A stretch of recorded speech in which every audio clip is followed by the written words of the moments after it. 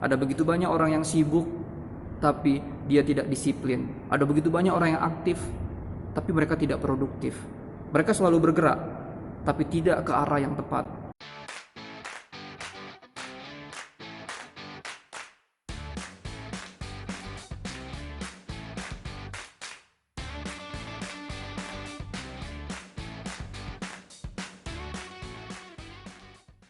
Hola teman-teman Slim semuanya, apa kabarnya? Semoga kita semua dalam keadaan sehat dan terhindar dari virus corona yang lagi mendunia. Teman-teman, topik yang kita angkat saat ini adalah gue mau coba untuk mengingatkan bahwa dulu tahun-tahun yang lalu sudah pernah terjadi wabah-wabah virus seperti yang kita alami sekarang, dan keadaan dimana kita harus di karantina atau diisolasi di rumah masing-masing. Teman-teman, dulu juga lahir tokoh-tokoh dunia yang memang melahirkan teori, melahirkan kejayaannya berawal dari rumah karena isolasi akibat dari virus-virus atau wabah virus yang saat itu lagi mewabah ke seluruh dunia. Nah, seperti apa, siapa-siapa aja tokoh-tokoh dunia tersebut dan bagaimana mereka bisa berhasil? Semoga semangat mereka juga bisa menginspirasi kita.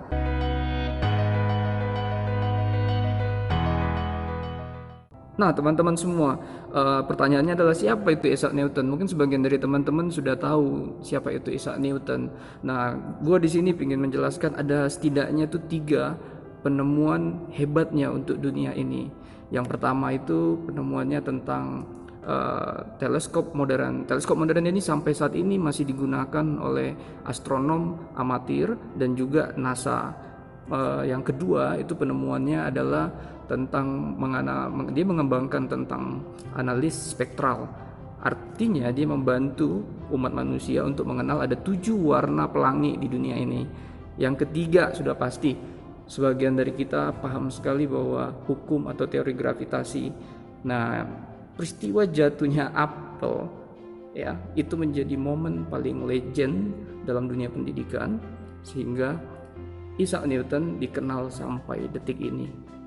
Sebenarnya kondisi pada saat Isaac Newton menemukan teori gravitasi, kondisinya hampir sama dengan dunia saat ini, sama seperti kehidupan kita yang kita alami saat ini, bahwa pada saat itu, kalau gue nggak salah itu tahun 1665, di mana pada saat itu terjadi yang namanya wabah virus yang sering disebut dengan Black Death gitu ya di Eropa. Nah, itu terjadi karena adanya virus. Ada yang sebagian mengatakan itu virus tikus, ada yang mengatakan itu adalah virus kutu.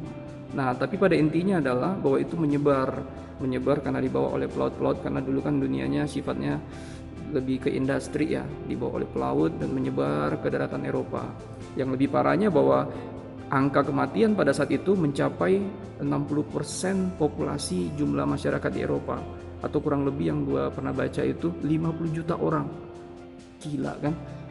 Jadi teman-teman, kondisinya sebenarnya adalah dengan banyaknya kematian yang seperti itu, maka Cambridge yang menjadi kampusnya Isaac Newton itu meliburkan seluruh civitasnya atau merumahkan, sama seperti yang kita teman-teman sekarang dapatkan, harus belajar dari rumah, kita belajar dari jarak jauh.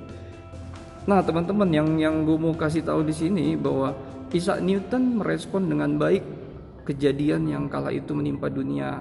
Nah, Isaac Newton tetap melakukan penelitian walaupun dari rumah. Sebenarnya pada saat dia di kampus dia sering melakukan ini bersama profesornya.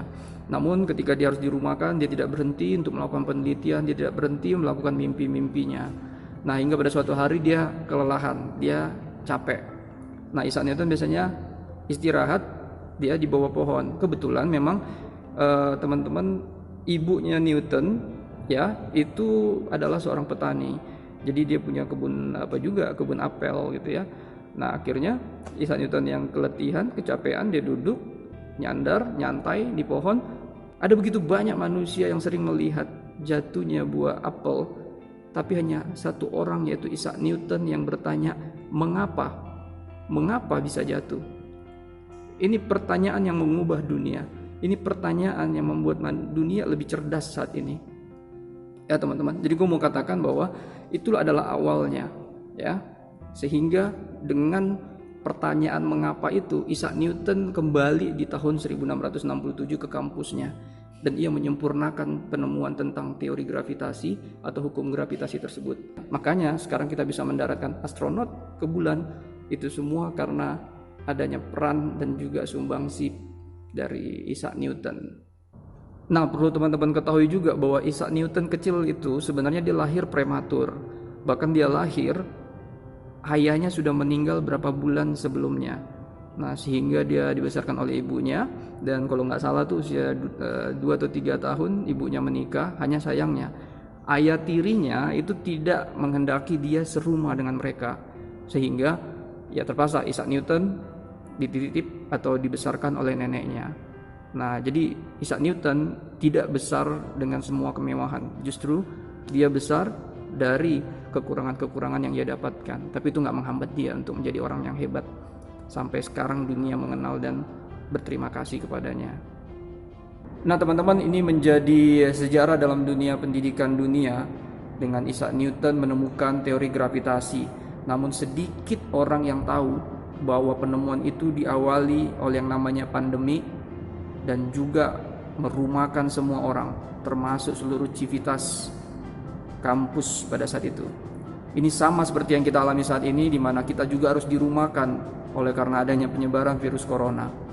Nah teman-teman, Isaac Newton sudah memberikan inspirasi buat kita semuanya. Sudah seharusnya kita meneladani dan kita menjadi penemu-penemu baru. Kita menjadi orang-orang kreator baru.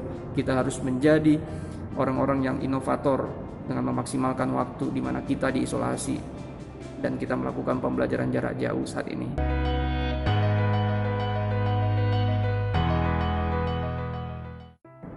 Nah, satu lagi cerita yang lebih kekinian saat ini, dan menurut gue ini inspirator terbaik gue juga salah satunya, karena benar-benar apa yang dia capai, bagaimana cara dia meraihnya, itu menginspirasi gue dan benar-benar terutama membekali pola pikir gue saat ini.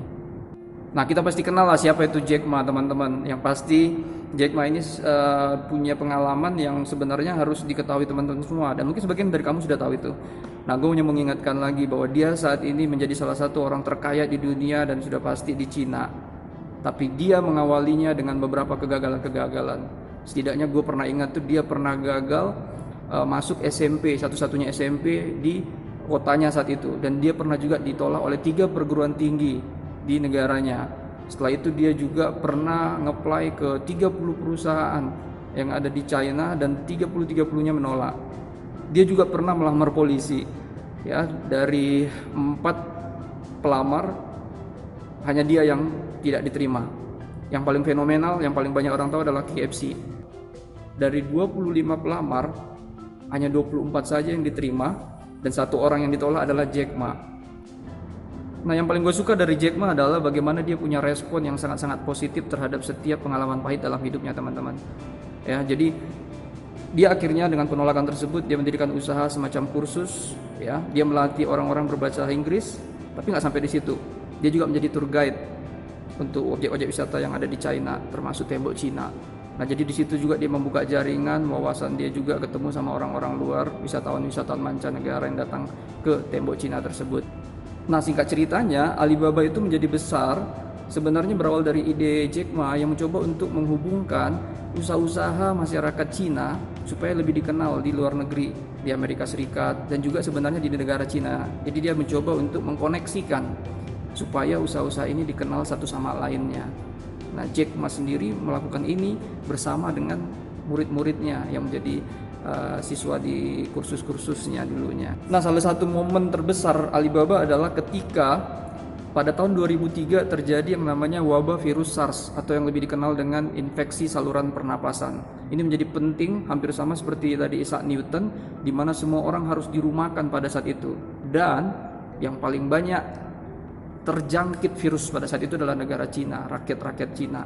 Nah, ini menjadi pukulan, namun Jack Ma punya sudut pandang yang berbeda. Cara dia memandang bahwa di balik setiap kesulitan ada peluang yang cukup besar harus diambil.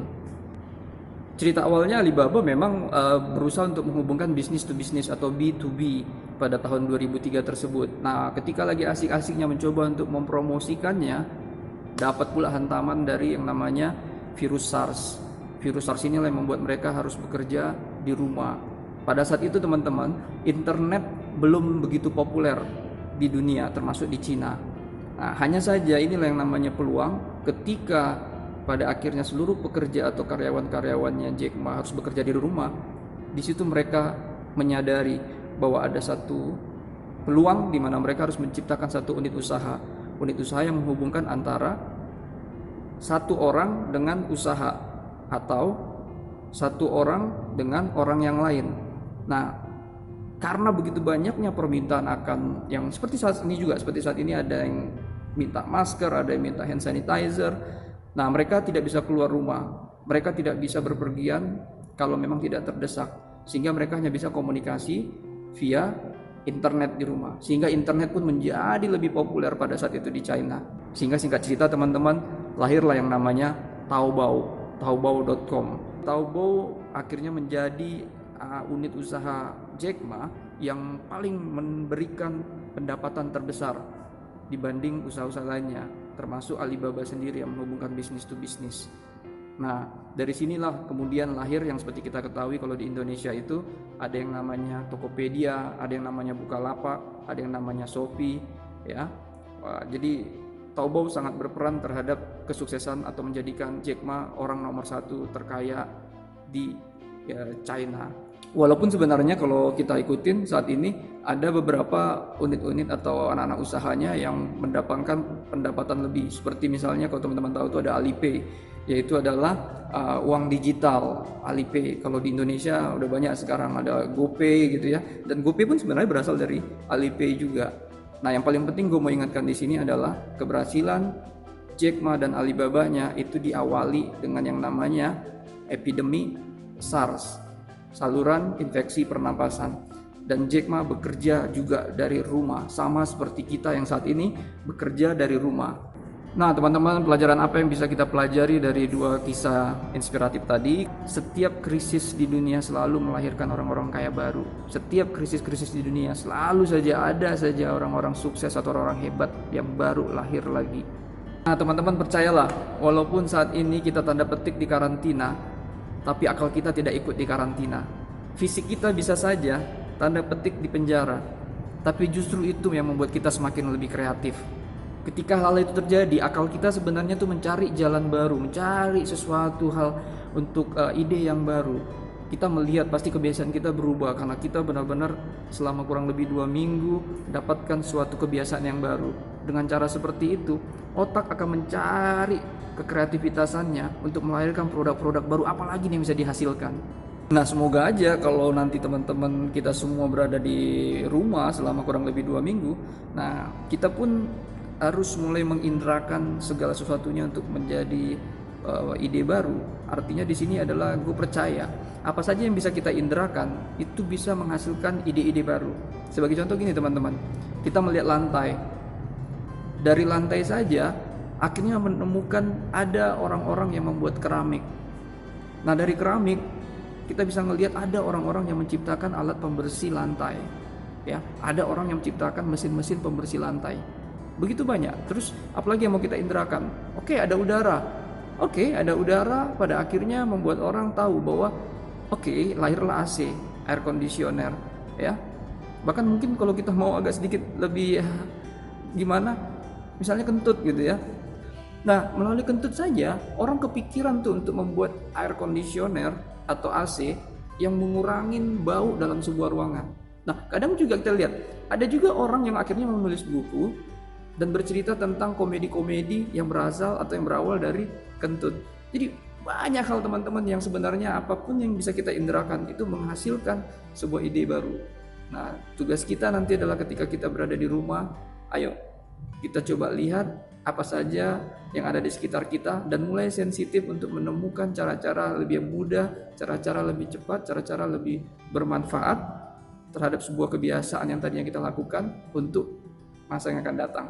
Nah selain be kreatif, gue mau katakan dari dua cerita tadi adalah kita harus menjadi lebih produktif atau be produktif. Teman-teman coba lihat kebiasaan kita, coba lihat lingkungan kita. Ada begitu banyak orang yang sibuk tapi dia tidak disiplin. Ada begitu banyak orang yang aktif tapi mereka tidak produktif.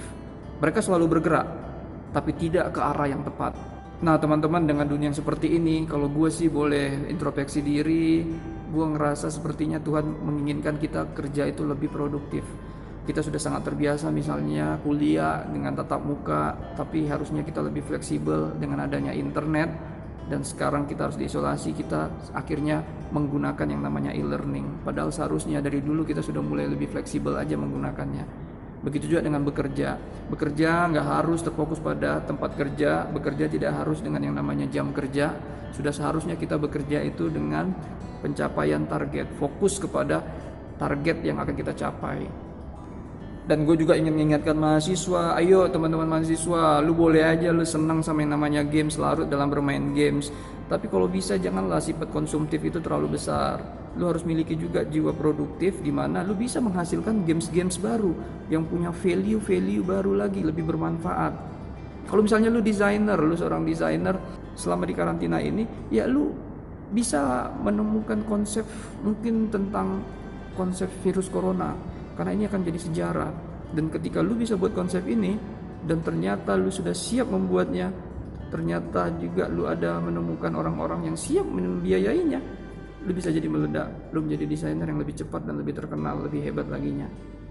Nah buat kita sesama teman-teman dosen, gue berharap kita berhasil dalam 2 minggu ini menemukan cara-cara yang lebih kreatif untuk proses belajar mengajar yang lebih tepat sasaran. Yang lebih tepat sasaran artinya yang lebih mempermudah mahasiswa kita untuk bisa mengaplikasikan materi yang kita sampaikan. Tidak hanya sekedar tahu atau paham saja terhadap materinya. Nah kita juga harus bisa menemukan cara untuk membuka cakrawala berpikir mereka, supaya mereka bisa lebih siap menghadapi zaman 20 tahun ke depan. Nah itu aja teman-teman semua pemikiran gua yang mengajak kita untuk lebih produktif dan lebih kreatif. Walaupun kita harus dirumahkan selama kurang lebih 2 minggu ini, kita berharap, kita berdoa semoga daerah kita, negara kita, dunia kita ini, bumi kita ini menjadi lebih baik, lebih sehat lagi ketika pulih dari virus corona. Ya, terakhir gue hanya mau katakan bahwa tidak ada satupun yang bisa menghentikan kita. Yang bisa menghentikan kita hanyalah pikiran kita. Dan tidak ada satupun masalah yang bisa menghentikan kita. Karena semua masalah itu bukan untuk dihindari, tapi untuk dihadapi. Pemenang tidak pernah berhenti. Yang berhentilah yang tidak pernah menang. Oke teman-teman, jangan pernah menyerah. Jangan lupa juga untuk subscribe. Jangan lupa untuk like, comment, dan share. Thank you very big and God bless you all.